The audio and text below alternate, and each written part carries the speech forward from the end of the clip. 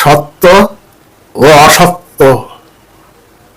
বিজ্ঞানী আচার্য প্রফুল্লচন্দ্র রায় বলেছেন, প্রায় অর্ধ শতাব্দী ধরে আমি অধ্যাপনার কাজ করিয়া আসিতেছি এবং সেই উপলক্ষে কত হাজার হাজার ছাত্রকে বুঝাইয়া দিয়াছি যে সূর্য এবং চন্দ্রগ্রহণ রাহু নামক কোন রাক্ষসের ক্ষুধা নিবারণের চেষ্টায় সংঘটিত হয় না, এবং শেষে মর্তবাসীদের কাসুর ঘণ্টা ঝাঁঝর এবং খোল কর্তাদের সহযোগে পূজা অর্চনায় রাক্ষসাধিপতি রাহু তৃপ্ত এবং তুষ্ট হইয়া চন্দ্র সূর্যকে ছাড়িয়ে দেওয়ার ফলেই তাহার মুক্তি সংগঠিত হয় না।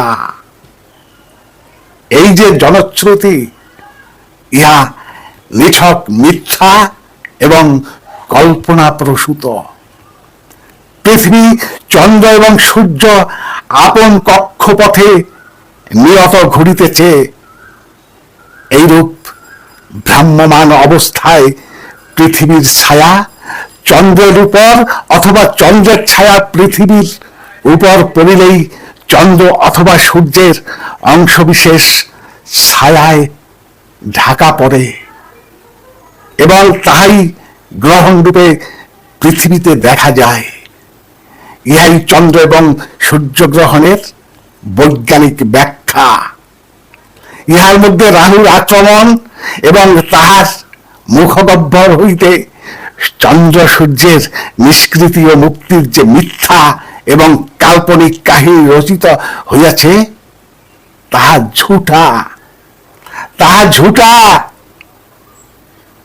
প্রায় অর্ধ শতাব্দী ধরিয়া ছাত্রদিগকে এই বৈজ্ঞানিক সত্যের ব্যাখ্যা করিয়া বুঝাইয়া আসিলাম।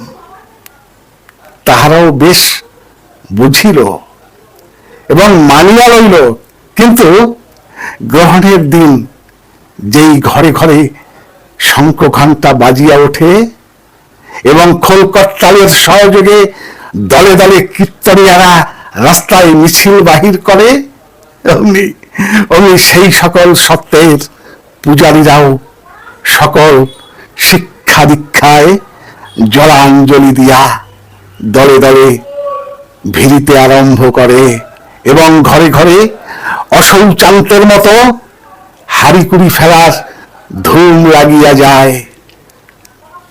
আমি অশিক্ষিত অথবা নিরক্ষর লোকের কথা বলিতেছি না, কারণ যুক্তির দ্বারা সত্য মিথ্যা বাছিয়া লইবার মতো শিক্ষা বা সামর্থ্য তাহাদের নাই।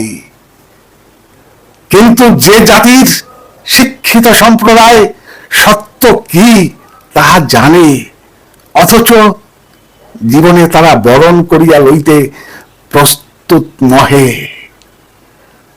যে মনের গোপনে সত্যের নিকট লজ্জার মস্তক অবনত করিতেছে, অথচ বাহিরে জনসমাজে এবং সভার মাঝারে তাহাকে স্বীকার করিবার সাহস নাই, সে জাতি কেমন করিয়া জগতের নিকট সগর্বে মাথা তুলিয়া দাঁড়াইবে, তাহা আমার বুদ্ধির অতীত। সেই জাতি কেমন কেমন করিয়া জগতের নিকট সগর্ভে মাথা তুলিয়া দাঁড়াইবে, তাহা আমার বুদ্ধির অতীত, তাহা আমার বুদ্ধির অতীত। নমস্কার, ভালো থাকবেন, সুস্থ থাকবেন। ধন্যবাদ।